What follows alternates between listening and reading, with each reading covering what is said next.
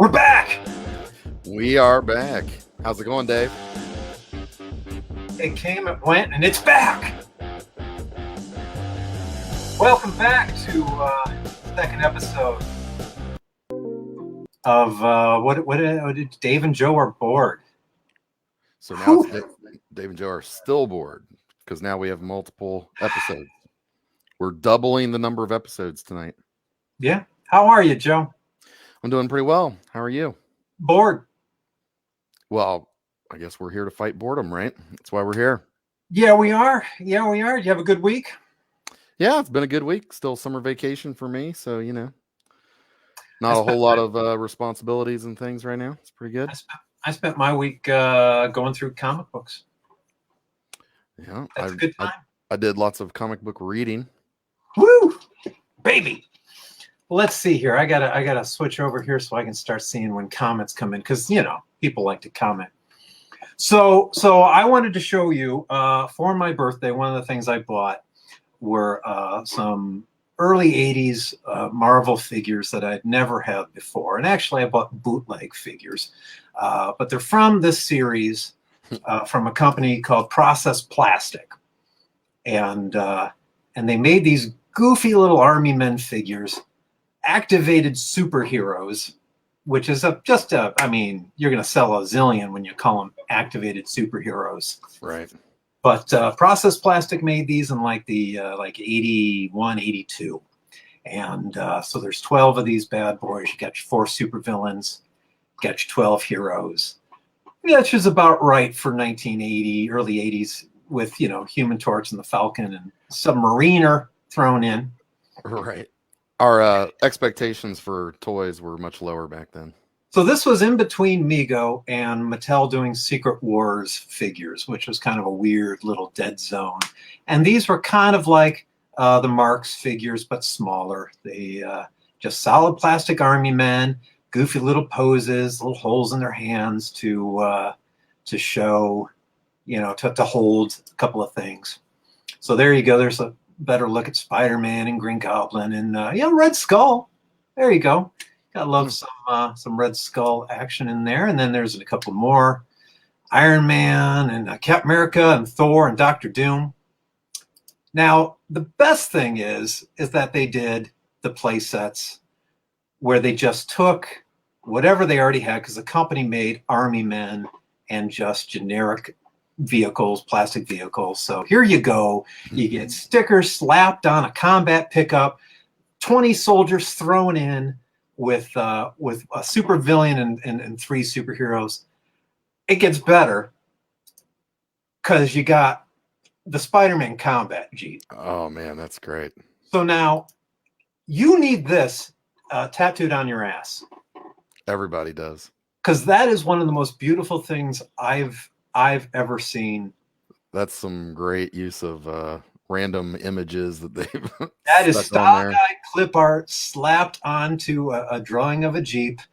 I especially love the additional trademark symbol slapped in around every superhero. And I would hope if and when you do get this tattooed on your ass that you include the TMs. Got to. And the lovely font for Combat Jeep. The Combat Jeep is great. So that alone is awesome. So did you get the Combat Jeep? These are what I got off of eBay. The originals or the Process Plastic, the activated heroes, they're really expensive and kind of hard to find. So these are just cheap bootleg knockoffs that you can get on eBay for like $15 shipped. You look under Marvel Army Men listings. And they're sloppy and they got some extra plastic, but heck, for $15, they barely stand up. But I love them. Now that alone would be great. You got Falcon in there. You got a little Submariner and his fork. But what starts to make this weirder is that in 1978, a company called Gulliver in Brazil and Portugal made a line of PVC Marvel figures. They did a lot of these with DC and Marvel. And the funniest thing with these is that you notice that the poses for these figures that came maybe 5 years earlier are kind of the same. These are colored. You got some. The Submariner one's different, but Iron Man and Hulk are similar. These were in Brazil. Little Black Panther and Vision added to it. They also sold them kind of in the same way, like single plastic army figures. But you could see when it came time for Process Plastic to do their own figures, they did new sculpts, but Steve and sculpting didn't get too creative. Hey, how do you want Captain America? Just make him with a shield. I don't know. Yeah. I don't know why.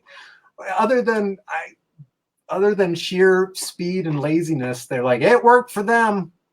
Just do it again. Yeah, I don't think I'd ever seen these. So that alone, right there, that too is kind of fun. But when Process Plastic lost the Marvel license or was done with it, they still were making figures, and they had army figures, and then they had fantasy like Dungeons & Dragons figures. And so when it came time for like their Dungeons & Dragons figures, they just said, hey, we got these Marvel figures, and let's just change them up a bit. And so now a company called Tim Me Toys, you can get these on Amazon for like $17. They bought the molds, they got the molds from Process Plastics, and it's the Marvel figures with various degrees of changing and redoing the sculpts. Wow, yeah. So you've got the Human Torch figure is the first one, and that's pretty darn changed. Thor, they gave him an axe. I think the Falcon's the next one. That's a big. And then you get down to the bottom row. Hey, if I give Doctor Doom a sword, is that enough? Right. Yeah. That's awesome, and it's red, so it's not Doctor Doom. If I give Hulk a club, is that enough? And then Red Skull, they did a pretty nice job making Red Skull look. That's a weird look for. You know what, man? I wish Red Skull looked like that, in like a weird half evening robe. But that's kind of an example of just how much or little they decided to avoid copyright infringement. Good stuff. And you can get that. You can get the fantasy ones on Amazon now, and from Tim Me Toys, and then you get bootlegs of the Marvel ones off of eBay. So that's crazy. That's how exciting toys were in 1982. Yeah, like I said, the expectations were much lower. It's good stuff. Good stuff. All right. Well, you know what time it is? Let's get going to a segment. Let's bring on Adam here for the taste testing. Hello. Adam, are you ready? What are we trying every week? Every week we do a food review. It's like a taste testing food review, and this week what are we doing? Flaming hot, Cool Ranch Doritos. Flaming hot, Cool Ranch flavored Doritos, and all right, Adam, here we go. It's your time to shine. Smell like Cool Ranch Doritos. Joe, every week, man. This is thrilling.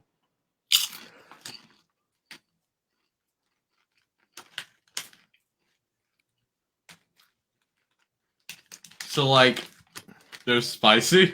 Yeah. And it tastes like Doritos. Yeah. And there's a slight flavor of Cool Ranch within it. Wow. Thanks, buddy. Mm-hmm. Thanks. Wow. That's the segment that gets the most requests, get the most questions about the Adam taste testing segment. And wow. It's no wonder why. Well, I have noticed a little bit of a pattern that this is 2 weeks in a row. This has been brought to you by Frito-Lay. And something flaming hot, right? Wasn't it a flaming hot Cheeto last week? I think. Oh, not me. Oh, okay. Well, that too. That Oh, too. I thought you were being complimentary, but why? Yeah. It is. Oh, you know, Fred was on last week, and when does Adam take over the hosting chair? Oh man, I wish.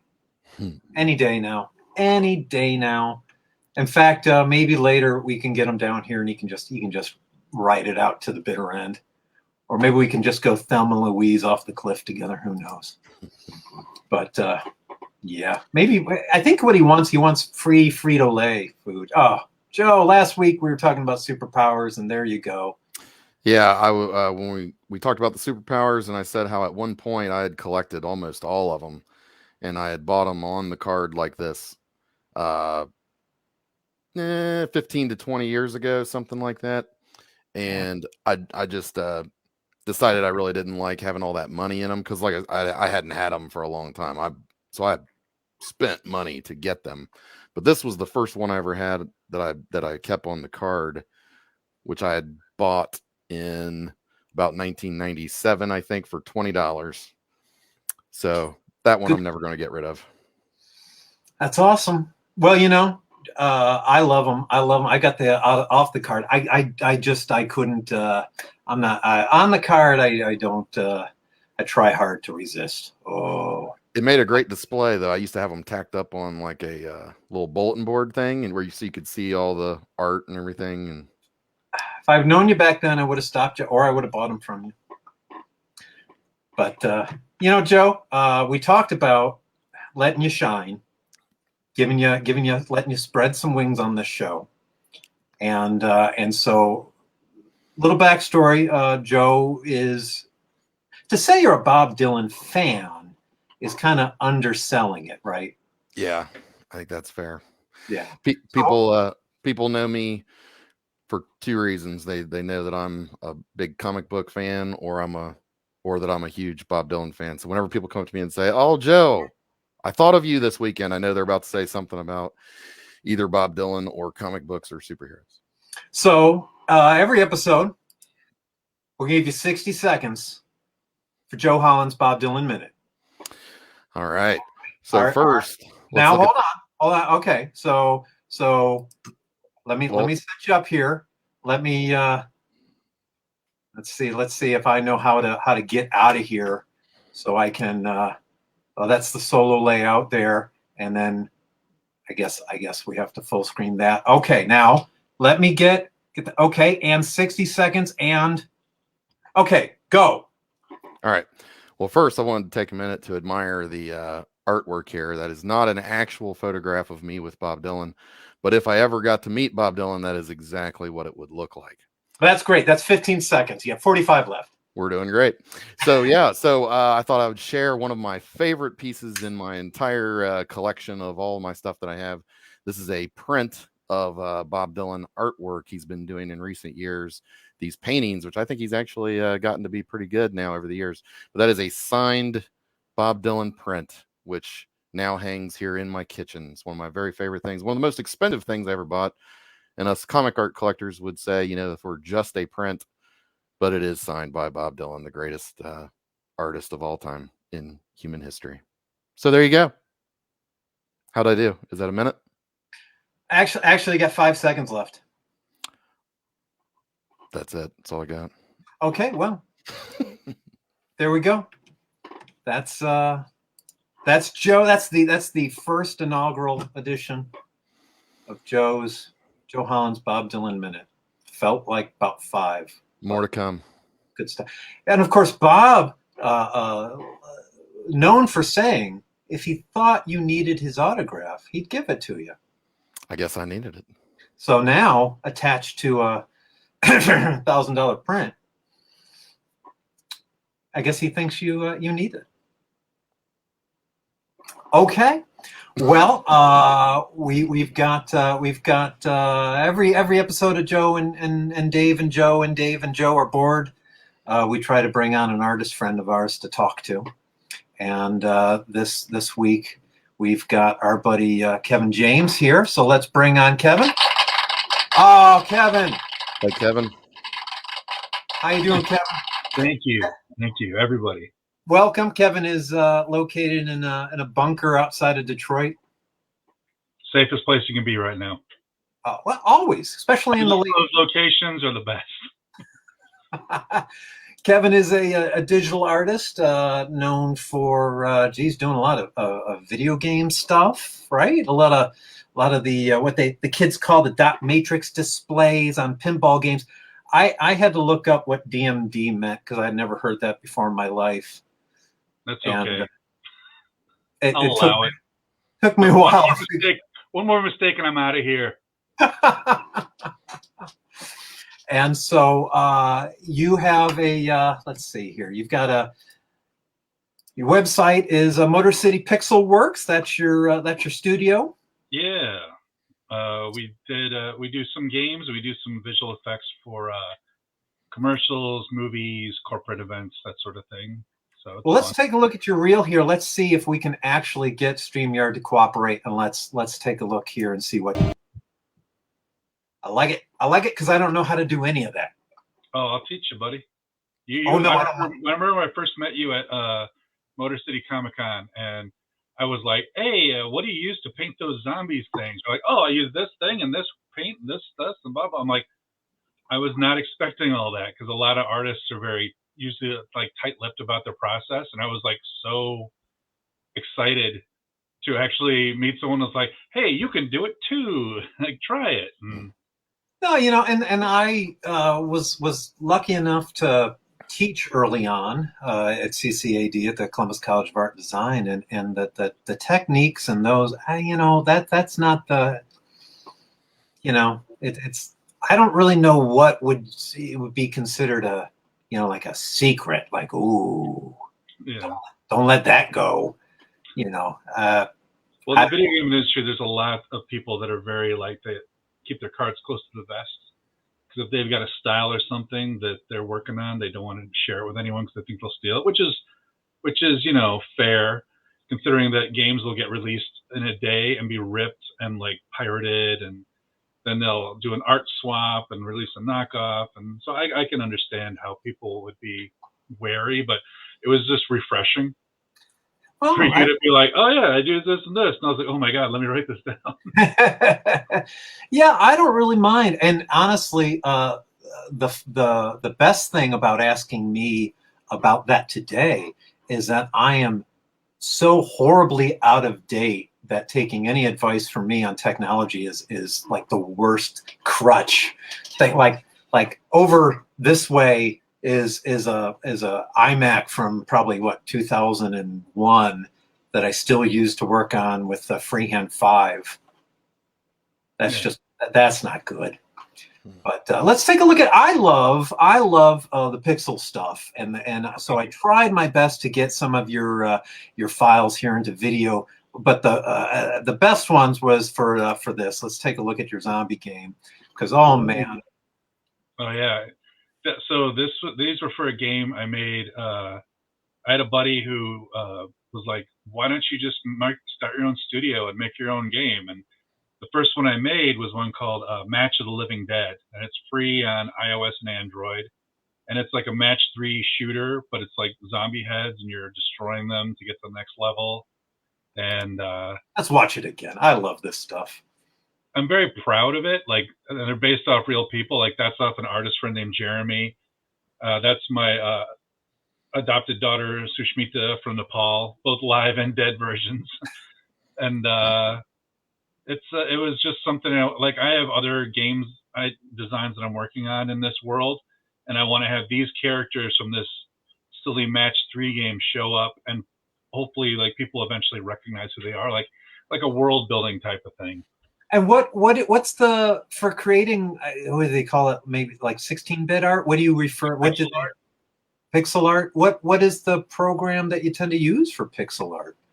My personal favorite is one called Cosmigo Pro Motion, and it's basically a Windows version of DPaint, which is an old Amiga thing that we actually used back on the first games I did for the Game Boy Color. They're like, "Here you go, here's a mouse, and start clicking," and you're like, "Okay." But Cosmic Pro Motion is my favorite. There are a lot of like free like sprite programs out there now for people to use, and it's just download it for free, try it, make some art. You can do pixels, you can do voxels, which are like 3D pixels, and it's just crazy. Some of the everything is available now. So so when you're doing, I've got one here. The problem with trying to convert some of your little animations into files for StreamYard is that they want to blow them up. So yeah, they blur out a bit. They anti-alias them. Sorry, go ahead. No, this was for a video game series. Yeah, Dragon Fantasy. We created it as a love letter to like role-playing games for the NES, and then this one was for the SNES, where we tried to stick to the palette limitations and the art style, and it was great. I'd love to return to it someday. We worked on a few 3D concepts, but it's weird because hopefully we'll make the jump where that last one was Super Nintendo style, and I'd like the next one to be like N64 or like PlayStation 1, like super blocky, just because that'd be really fun to do. I never got to do those games, but those styles, but I love them. Well, that's neat because you're creating 16 or you're creating pixel art, but then it's also animation skills as well, but neither of which I've ever done. So I am like, oh, mysterious. I lucked out, like when I was working at Digital Eclipse when I first was doing Game Boy Color games. There was a guy there named Arvin Bautista who has this great comic called Bomb Squad online, and he went to like RISD, the Rhode Island School of Design, and I'm probably missing something in there, but I didn't go there. But he was amazing animator, and like I started talking to him, and he would let me like clean up some of his animations, so I got to practice those tricks and styles, and it was I got to work with so many amazing people that I got to learn with. It was wonderful. Let's see, we can do this while we're still here. Okay. Well, we've got a little bit of your art to take a look at. Yes, that's up on your MotorCityPixelWorks.com website. Yeah. Which this was actually an asset made for the Ghostbusters pinball, obviously, pinball machine that the art director wanted to use. He wanted a model made so that they could make video of it and animate it opening up and like showing a high score or capturing or releasing a ghost. And he liked the model so much, he said he 3D printed it and he loved it. So it was high praise. That's awesome. And that's kind of a neat, man, that's cool. Yeah, that's like the two center images are from Dragon Fantasy Book 2. And I wanted to try and make a 3D version to see like what it would translate to, and I'm pretty pleased with it. I learned to use Substance to help texture, and it was a fun experiment. So hopefully someday we'll get to do it for real, but who knows? Let's see, what do we got next here? Now, on your website, you've got this where you can do the 3D turnaround, which, man, I wish I could figure out how to have that on the show, but it was crazy. The site that could do that, I can't remember what the plugin is, but you can add it, and like all my websites are like on Wix because I don't want to deal with all that code. I found out that you could actually have the 3D model, and you can rotate it around and check out the polygon count and what the texture looks like and different shaders. This is actually based off of design by Damon Moran. He's a guy I found on Facebook who worked on like Black Dynamite, the animated series, and this one show called Motor City that I loved that was on Disney Plus, or when it was a channel, or Disney X or something like that. And it was just such a beautifully drawn show. And then I found out that the cars and the characters were a lot of times in 3D, even though the 2D cell painted. And this was just a fun experiment because I loved this design he did so much. I just wanted to see what it looked like in 3D. And what programs are you using for when you do the 3D models like this? For this one, I used Maya because we used Maya in every game I worked on since we started doing 3D for Mech Assault Phantom War on the Nintendo DS. And my dog's whining. But now I'm trying to learn Blender because it's free and it surpasses Maya in a lot of ways. Like some of the things I've seen online with what things people do with Maya. There's and this is from we did these. Some people might recognize this.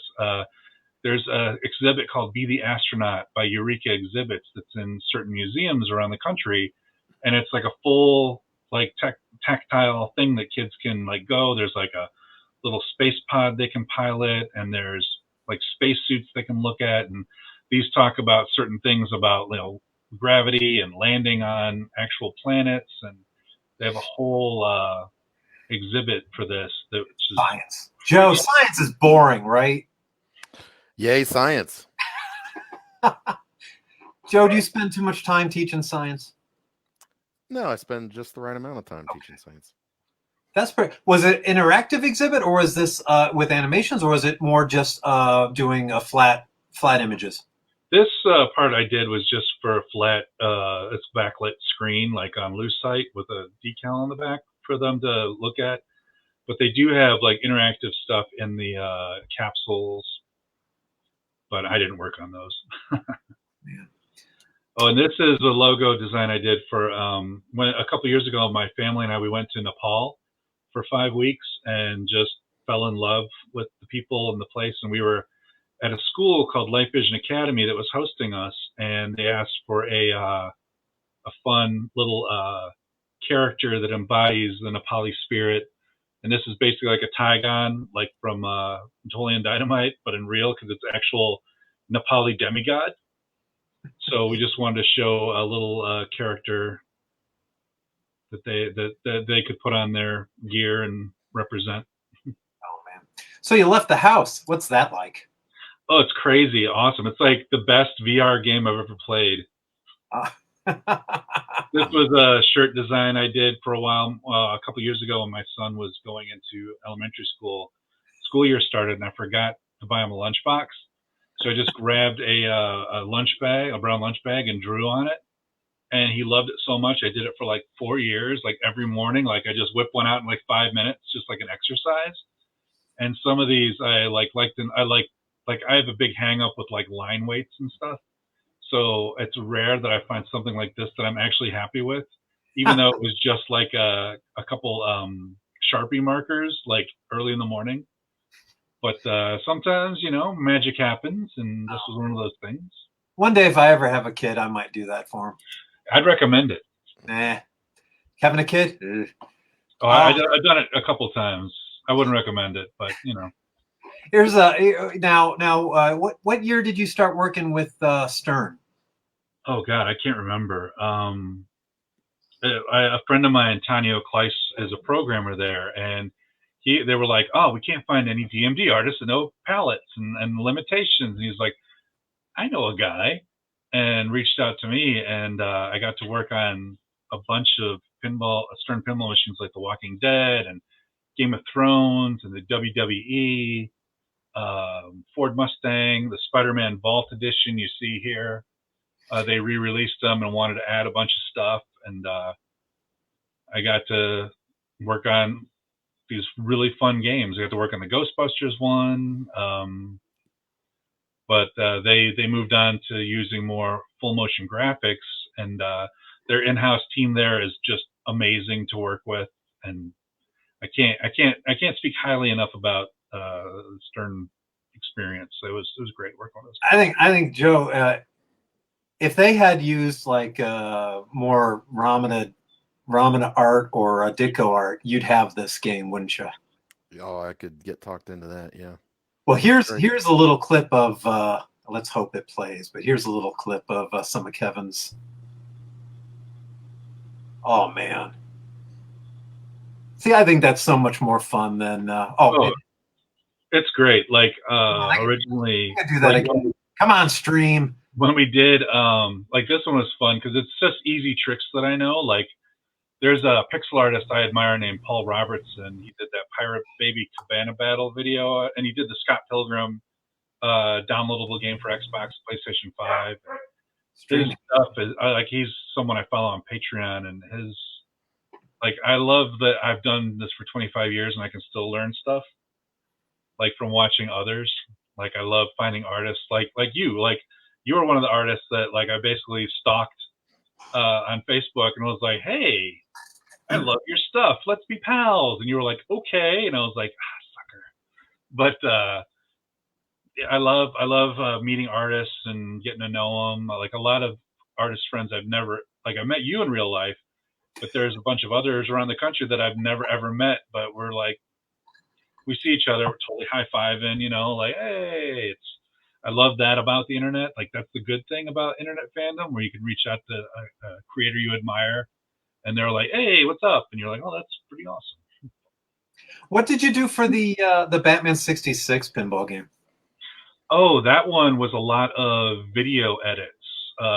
They had me put a bunch of stuff together and then add stuff in the backgrounds and separate visual elements so they could, like, move in 3D, and then the video plays, and that was a fun one. I almost bought that one. I was so close. And I recommended you to them for the glass art and for, like, the marquee and the side panel art. I was like, I know someone that knows this in and out. And the guy they went with was great, but I was like, Christopher Franch, he does that. He's is he outside of Detroit too? Because I've met him at Motor City Comic Con.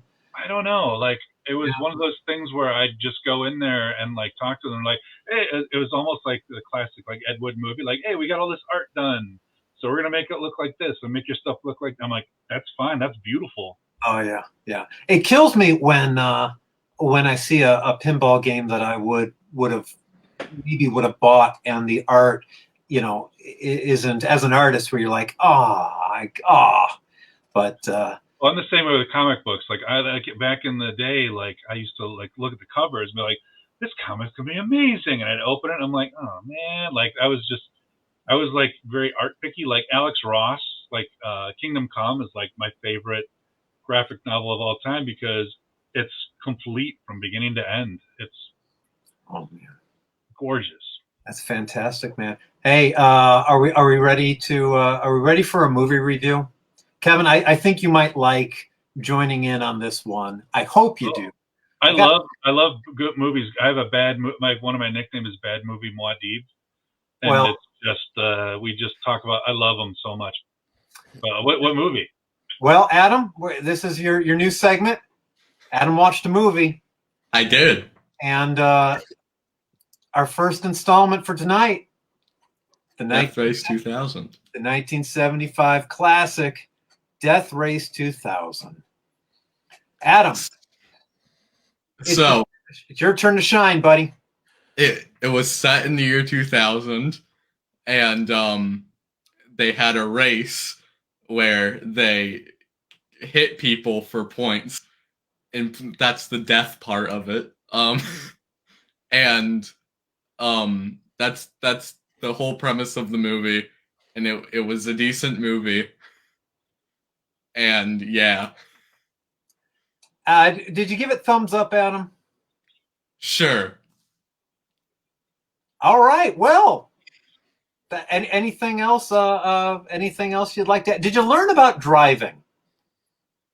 Sure. Okay. All right. Well, thanks, Adam. Okay. Well, that was Adam. That was Adam watched a movie. That was beautiful. That was beautiful, and he watched Death Race 2000. David Carradine and Sylvester Stallone in that movie. It's amazing. And now a brief glimpse here. I kind of got ahead of myself. The movie is directed by Paul Bartel, and I really do love Paul Bartel, and that's Mary Romanov. Romanov, yeah, Eating Raoul. Name, and that's from Eating Raoul, which is probably their biggest movie together. They were in like 17 movies together. Chopping Mall being one of the finest. I'm going to mention that if you didn't. Rock and Roll High School, That's right up there. Those are probably my two. Between Eating Raoul and Rock and Roll High School and Shopping Mall, those three are just stellar. But that's Paul. Paul directed it and has a little tiny part. And of course, Mary is one of the drivers in the movie. God, love them. And oh, baby, that's the Frankenstein mobile. Wow. So now, a little backstory with Frankenstein mobile.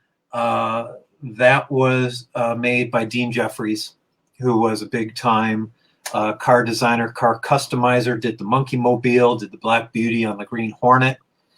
My dad was a car designer for Ford.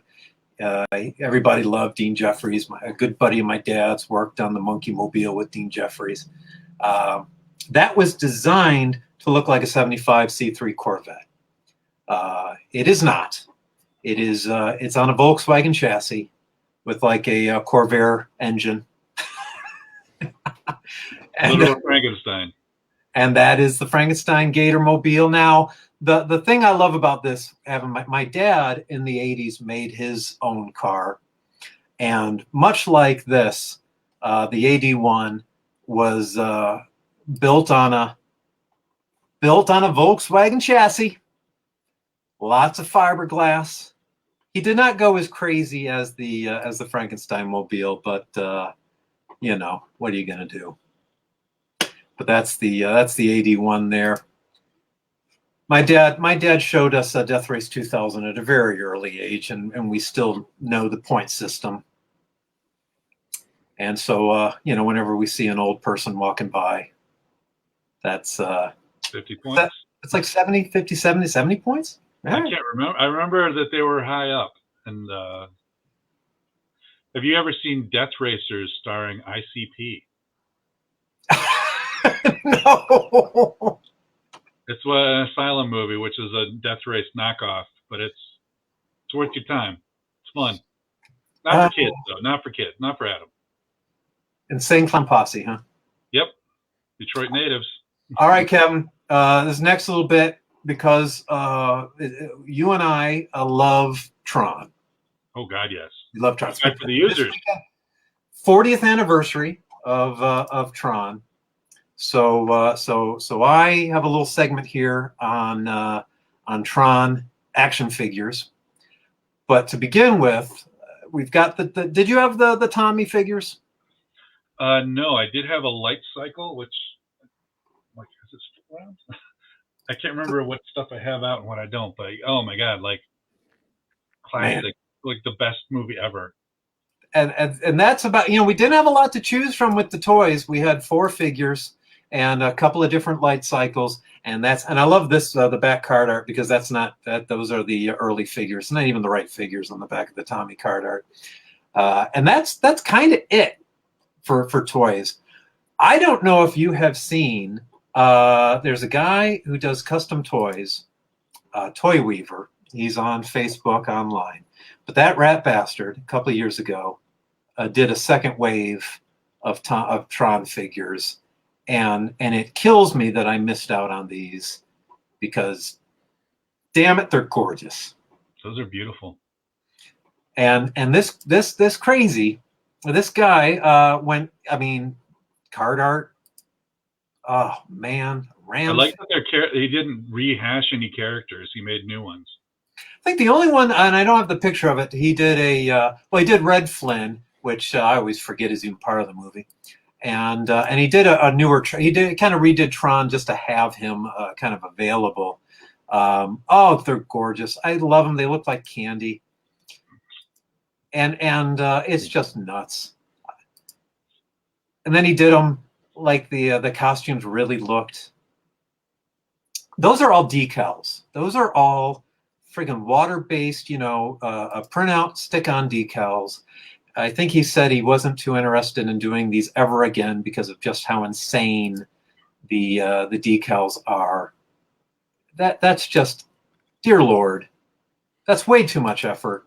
That's dedication. That's a lot of X-Acto work, and there's an example of kind of getting the decals on there, and it's kind of like they make them now. They're like, you know, doing the old model kits where you get them a little wet, and there you go. And then he also did Yeah. He did R2 units. Those are fantastic. Beautiful. Oh, man. I like what the Flynn one has the sash across his belly. Oh, the Flynn unit, the Flynn attention to astromech detail. droid. And then I saw he had done these, and those are fantastic as well. That is that is awesome. So, all right, I spent way too much time on this. This is the history of Tron action figures. None of the new movies, baloney, and none of the vehicles. But I gotta. The show's already about 42 minutes long, so I'm going to go through this as fast as humanly possible because, gosh darn it, I spent the time. So, 2002 Metacom Kubrick's line made a bunch of toys for Tron, which kind of were the first Tron toys to show up after decades. And of course, Japan loves Disney, and so Metacom out of Japan did for their Kubrick line. The best thing about this line was that they did a lot of the vehicles. The goofy little Master Control is hysterical, but the vehicles were really, really cool. So they did a tank, and they did the light cycles, and then they did the recognizer. So those were a lot of fun. I have all those. Now, in 2010, Tonner, which did these like 17-inch fashion dolls, they did Flynn. I did not buy this one because that's terrifying, I think. Anyway, Funko got the license in 2014, which yes, of course, I bought all those. They even did in their blind box series of whatever they did those. Okay, and then in 2018, Diamond Select got the license, and they actually did some cool larger Tron figures. They did Tron and Sark, and we thought, oh, that's kind of neat. And then once everybody bought those, Diamond Select said, screw you, we're going to make them even better. And so the next year they came out with all the set of 3, which Flynn in red, and then Flynn also in his regular colors. And those figures are fantastic. And then the next year, Diamond Select said, oh, you like that? Well, then we're gonna do Tron like that. And he's got like black light art. And I said, oh, I guess I need to buy that one. Thanks a lot. And then a year after that, they said, oh, we're going to make them candy colored. And like the Tommy figures. And I said, oh, okay, I guess I got to buy those, you jerks. And then the year after that, they put them in packaging like the video game. And yeah, thanks a lot. I didn't buy that one. And then there's like weird ass crap like this Bear Brick. That's from 2003. Yeah, I bought that. And then there's Mickey as Tron. And unfortunately, yeah, I bought that. And then there's this weird ass Vinylmation that you would think, Dave, no, that's horrible. You didn't buy that. Oh, I bought that. Yeah, Do we need to have an intervention? Well, it's not going well. And then they made mini meats, and I bought that. And then they made I didn't know they did Sark. He's coming in the mail. And then this is, I think, from last year, this bizarre line of whatever the heck these are. And I didn't know these were made. So even though that Tron is horrible, I felt just in the nature of this little segment, he's coming in the mail. Yeah. Now, that's Tron 2.0, which was a horrible video game from like, I don't know, 2002. Surely I didn't buy that figure from Tron 2.0. That's that's not even Tron. Dave, you didn't buy. How many did you buy? I bought him. So yeah, I think maybe I do need to. Yeah, maybe I do have a problem. Who knew there was so much Tron merch? I did now. I just looked it up on Amazon. I'm like, oh, really? Well, what could buying one hurt? I really like the candy colored ones that Diamond Select made are my favorites, and they're pretty darn funny. And they did the packaging. It's a 3-pack, and all the packaging is done to kind of be like the Tommy figures. And so these are my favorites. Those are beautiful. Just because they look delicious. So yeah, that's so we know. So we all know you've already licked them. What do they taste like? Did they live up to your expectations, or like happiness? Like blueberry. They taste like happiness. They taste like Game Grid. By the way, I'm not judging. I'm just very curious. Oh, anyway. Okay, and now I have to mention last week, Kevin, you missed it. We kept up the Namor image from there was some style guide art from the next Black Panther movie that leaked of the submariner of Namor, and for some reason we kept it up for like way too long. But I'm back this week with more. So this is the full image, so that we can see that Namor in all his Mayan gorgeousness, because he's Mayan, and he does have the wings on the ankles, so I'm happy about that. But this is new, and this is just batshit crazy. That's stop the presses. That's bananas. I thought he was like from Atlantis or something. Or... Oh, not in the Marvel universe. Somebody. I'm not too familiar. Like that's the one thing I love about the MCU. I'm like, why would you think that Ant-Man would become one of my favorite characters? I never, in a million years, like they have all these weird, obscure characters. You're like, oh, that's cool. Yeah, I'll accept that. The thing that I loved about Black Panther, other than the casting, was the design work. And I would assume that somebody somewhere said, hey, Atlantis is in the Aquaman movies, so what can we do with Namor? And somebody said, hey, let's make him have something to do with Mayan culture. And that is as bananas crazy a visual for Namor as you're ever gonna get. And you know, that's Bill Everett's 1939 Namor. There you go. And now, Joe, I know what you're thinking, Joe. You're thinking, that's not my Namor. That's right. You're thinking hard pass, aren't you, Joe? I am. Well, I knew you'd say that because I want to show you what my Namor looks like. Because the thing about Namor was, a guy in trunks, he had wings on his feet. Pretty quickly, he started to get the flat head. But soon in the 40s, people started, he would have arched eyebrows, funky eyebrows, and a flat head.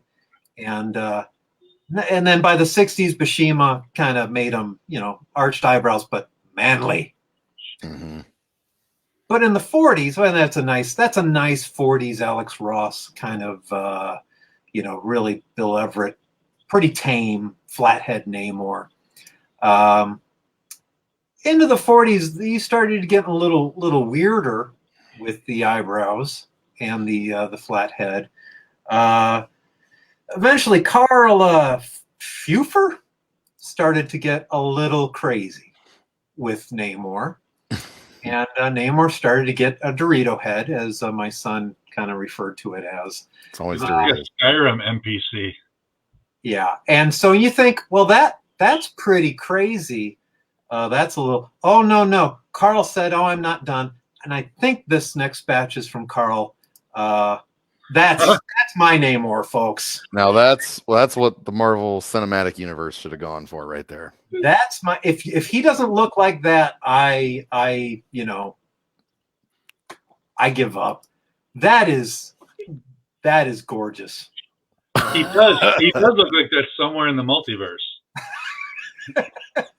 I don't know what they were thinking in the 40s, but I think that's still Carl.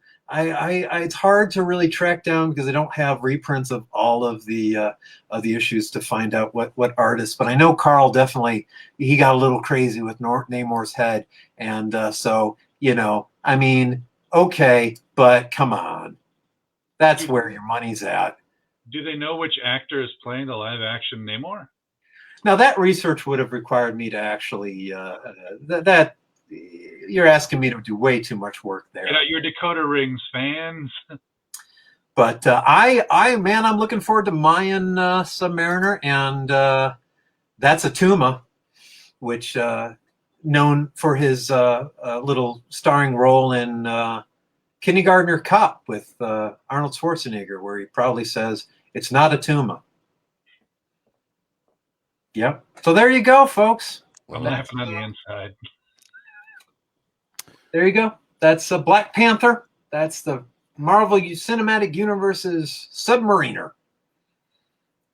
Joe, how do you feel about that?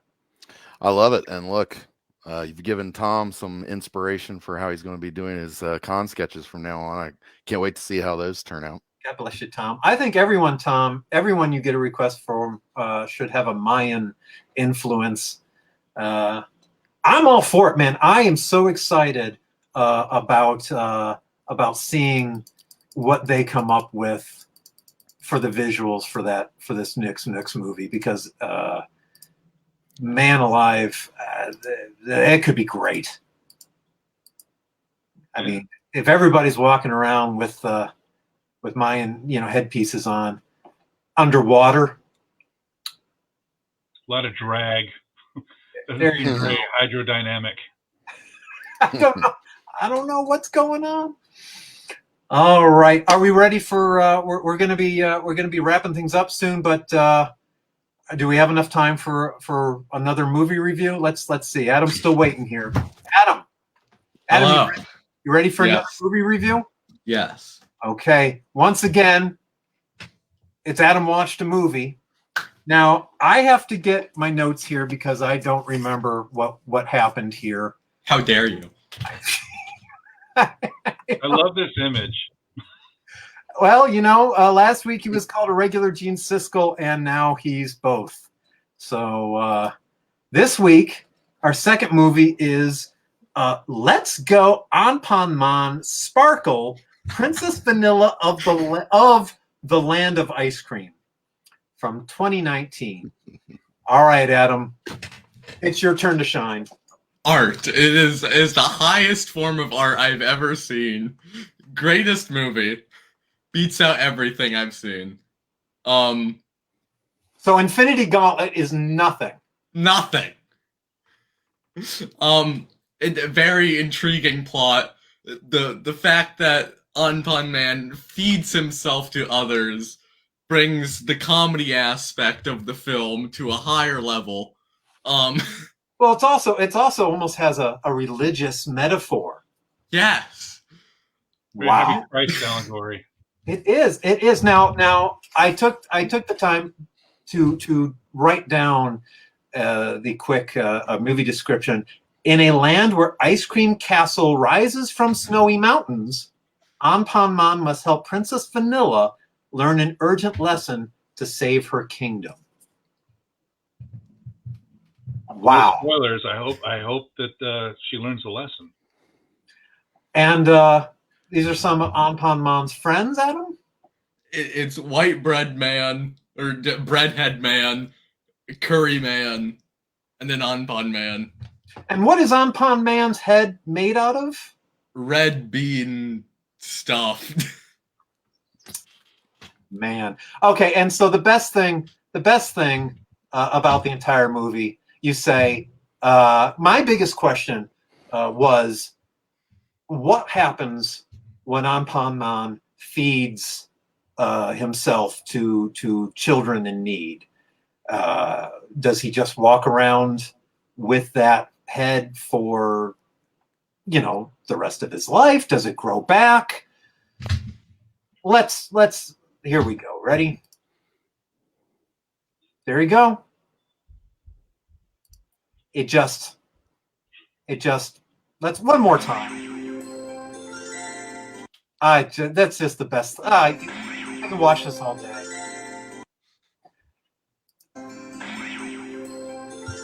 It's just that easy. I was wondering if he was just a stump like a neck stump by the end of the movie.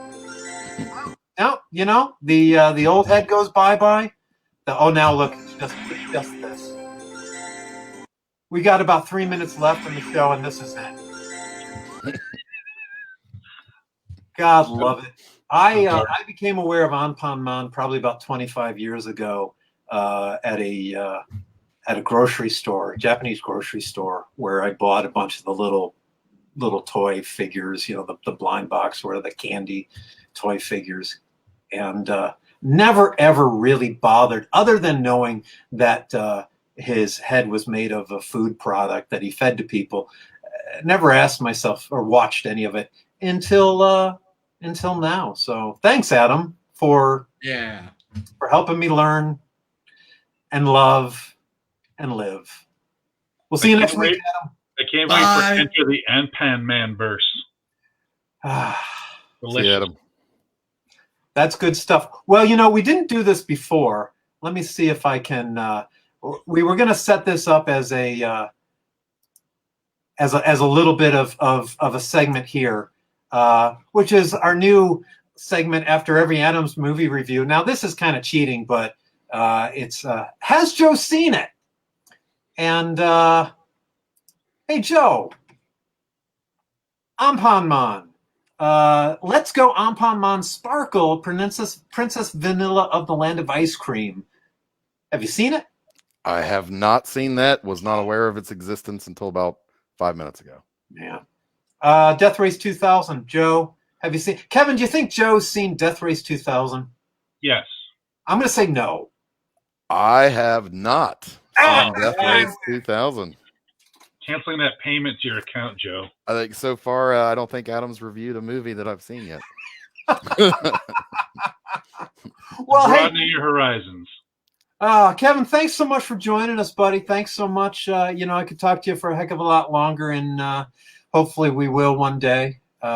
Keep up the fantastic work. I'm just thoroughly intrigued by it all, and think it's just wonderful, wonderful stuff. So thank you so much. Thanks again. And this year you won a major award. A major award, too, actually. We won the Silver Telly Award and the Silver Communicator Award for a spot we did for a corporation that had a little I'm not legally allowed to show it because it's an in-house video, but basically the VP wanted to get into the DeLorean and go through time to talk about oat milk, and then they were on a Enterprise-esque bridge, and our producer, when she saw it, she was so amazed she cried, and then she submitted it for awards, and it was great. That's one thing I love about being in creative stuff is like one day I'm working on a game, one day I'm working on some crazy Back to the Future corporate video, one day I'm doing something else. It's fun. Oh, man. Well, thank you so much, Kevin. We'll see you soon. And again, if anybody has any need for Kevin, which we all do, it's MotorCityPixelWorks.com. Thanks, everybody. Thanks for having me. Great meeting you, Joe. Nice to meet you, Kevin. We'll see you soon, Kevin. See you, bud. All right. Let's see. This is the awkward part where I try to look for how to give you the boot. And see. Oh, baby. Let's see. We got some comments here. Oh, from our buddy Ken Carson at 4C Comics. Who do I have to kill to get on the show? And Joe, is there anybody you want gone? Is there anybody I want gone? Yeah. Oh, like if we're looking to get to have Ken earn his way onto the show, I'll have to think about that, or maybe tell you when we're off the air. Well, let's see. Well, Adam's already gone, so I can't ask him. So, Ken, we'll have you on. Don't worry. We'll be there soon. It's time to wrap it up, but we've got a little bit of business here to before we head out. Ken has a list. All right, because we got to plug something every week, and this week it's Dave's Faves 1980s comic mystery box. Yeah. You get 50 comics for $50 shipped to you. These are 50 awesome comics from 1980 to 1990, all just in a glorious box. You know, Joe, I got a box here of some of the comics, and this is an actual box that is ready to be sent out. And in this box, you got Red Sonja #1. That's Wow. a Fushima. You got Team America #1. Wow. This is 80s. This is not like, oh, what's it worth? No. This is more just learning about what we went through. Alpha Flight. These are all kind of lovely, gorgeous, barely read copies, if ever. Indiana Jones #4. Oh, come on, man. Micronauts #1. Not the good Micronauts #1. No. This is it's still good. Oh, man. You got the full miniseries of Hercules, Prince of Power in here. Oh, you got, oh, man, you got a Walt Simonson Thor, Better Ray Bill issue in there. Very nice. And, that's not even getting into the DC books. Oh, and of course, you're going to get probably about 10 indie books just because you have to. But, you got some Perez Justice League, some Burns Superman. Joe, are these good books? Those are great. Man. Firestorm. I'm swimming in Firestorm books, so everybody's going to get a Firestorm. Oh, I've been buying Firestorm comics recently, too. I am swimming in Perez Teen Titans, so you're going to get a Perez Teen Titans. And Warlord, oh, man, it's the 80s. So 50 comics, $50 shipped. You know you need it. Camelot 3000, there's nothing more 80s than Camelot 3000. Yeah, so there you go. And so again, Dave, that is the $50 pays for the shipping as well as the 50 comics, correct? That's 50 comics. You get that $50. Let's see where you go. You can get a hold of me through Facebook or through this email right there. And boy, oh boy, in a matter of days, you will have the 1980s in a box in comic form. That's good stuff. So also, if you're going to Gem City Comic Con, Joe and I will be there with some 1980s mystery comic boxes. I think I'm going to bring one of those mystery boxes home with me. Well, you know what? If you're super, super nice and you have a request, maybe I can throw those in the comic box. I just dropped off one today to somebody who said, I do like Wolfman Perez New Teen Titans. So you know what? About half the box was New Teen Titans books because I'm swimming in them. You're like Santa Claus. I wrapped the box for my friend that picked up a box today because I also hoard superhero wrapping paper. Little known fact about me. Anyway, a couple of weeks we're going to be at Gem City Comic Con in Dayton, Ohio. Me and Joe and Andy Bennett. Our buddy is Yuko Smith and Daryl Banks. We're all going to be hanging out in Dayton and having a great time. And so there you go. And once again, Joe, it's the message from Bluto saying that means it's time. It's time to go. So thanks again. Thanks. Good to see you, Joe. Good to see you, buddy. Thanks again to our buddy Kevin James and of course Adam. What would we do without Adam? Star of the show. He is the star of the show. And so hopefully, are we going to be back next week? I think it's very likely. I think it's very, very likely. So we will see you all next week. Once again, for Dave and Joe are board, I'm Dave Akins. Joe Holland. All right, everybody. And we'll close off one more time. Good night, everyone. Bye-bye.